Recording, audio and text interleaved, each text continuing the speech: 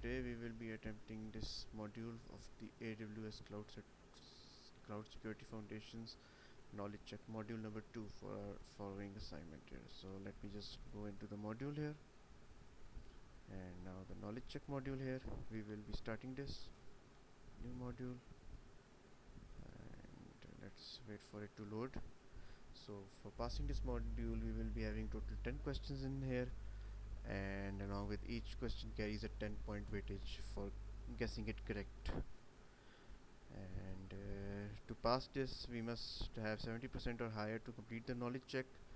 We have unlimited chances here, and the knowledge check has approximately 10 questions with each weightage of 10 marks to it.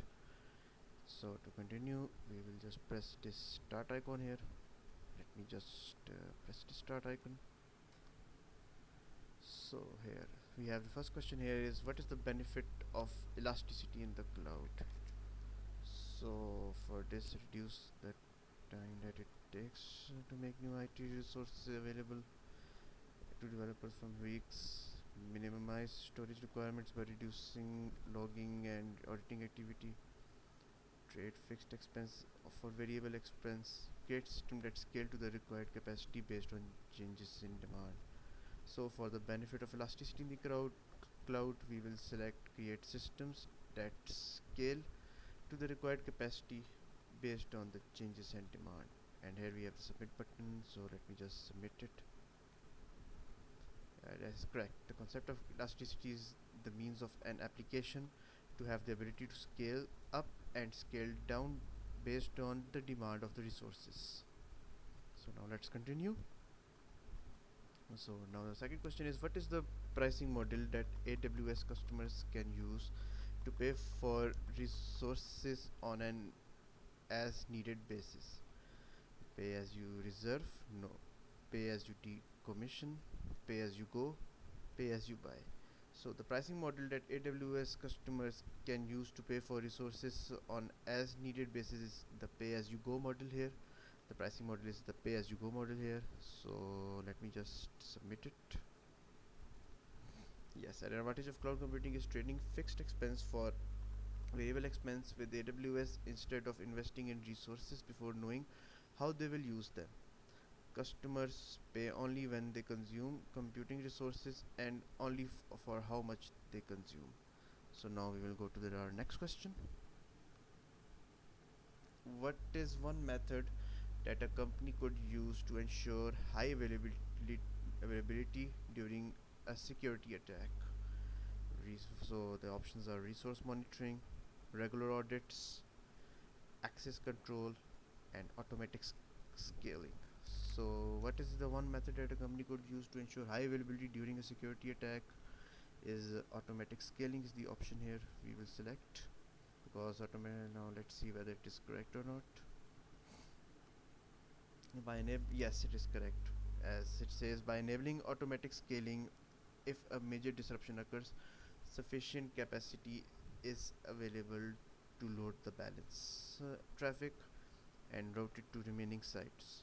So now let's move on to our next question. Which security principle addresses monitoring, alerting, and auditing actions and changes to the environment in real time? So the options are: apply the principle of least privilege, enable traceability, protect data in transit and at rest, and secure all layers. So which security principle? So I think it is enable traceability here, because now let's see whether it is right or not. Yes, it is correct. Enable traceability to monitor actions and changes in your environment, use logs and metrics, and audit your cloud resources. Yes, that is correct. Now let's move on to our next question. What is a best practice for automation that can assist with providing a reliable and repeatable secure infrastructure? So use encryption and access controls, implement a log management solution, use detective controls, or implement infrastructure as code. For automation that can assist with providing a reliable And repeatable secure infrastructure, we will be implementing infrastructure as code for, as it is one of the best practice for automation and can assist with providing a reliable and repeatable secure infrastructure. So let me just submit.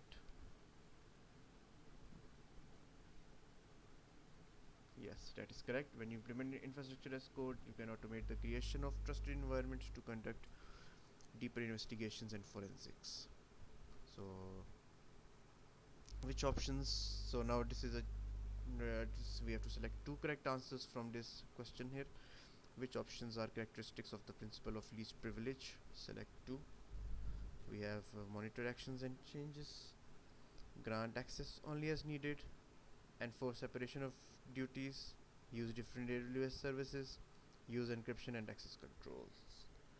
So we will use the correct for is grant access only as needed and enforce separation of duties. So yes, to follow the principle of least privilege, grant access to data and other resources only to the users or resources that really needed access. In addition, enforce the separation of duties with appropriate authorization for each interaction with AWS resources. So on to our next question. Which operations are security principles that are based on the security pillars of the AWS well architected framework? Select. So we have to select three answers from these choices.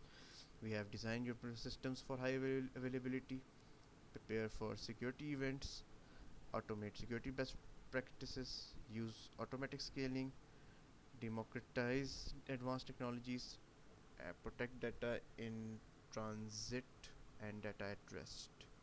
So for well architected framework, we will be going for the prepare for security events, and then for it to automate security best practices, like which security best practices are involved with the architecture framework for the AWS. And also we will be protecting data which is in transit and at rest. So let me just check whether it is correct or not.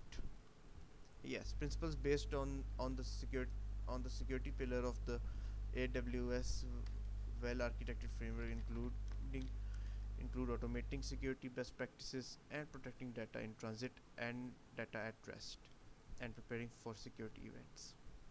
So now next, security and compliance are shared responsibilities between AWS and the customer. What is an AWS responsibility here? Managing customer data, patching network infrastructure, managing application software, configuring security groups.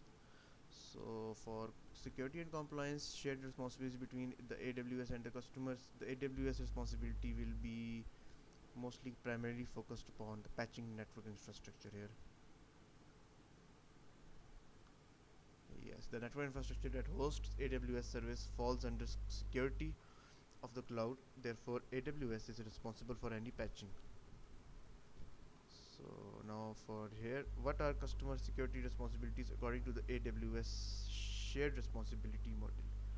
We have to select two from the following choices, like managing account credentials and policies, managing customer data, maintaining the physical hardware, maintaining the network infrastructure and virtualization of the infrastructure, maintaining any hypervisor used on instances. So for this, for customer side responsibilities, it will maybe primarily be focused upon managing account credentials and policies, along with the managing customer data for the customer side of the AWS shared responsibility model here. So let us check. Yes, the customer is responsible for managing account credentials and policies and managing customer data. Now for our last question here, who is responsible to operate, manage and control security of the cloud according to the AWS shared responsibility model? So the options are customer, AWS, managed service provider or managed service or services organization. So who is responsible here for the according to the shared responsibility model? So it will be AWS here. So let me just check it. Yes, AWS operates, manages, and controls security of the cloud. So here, from here, our modules are all correct. We have completed it. So now let's check our numbers here. So module to check knowledge check results. My score is 100%, and I have completed this module. And to continue, choose next in the lower right corners to continue to the next module. So we will meet up in the next module of knowledge checks of module 3 along with the pro lab. So do like and subscribe, and wish you all the best.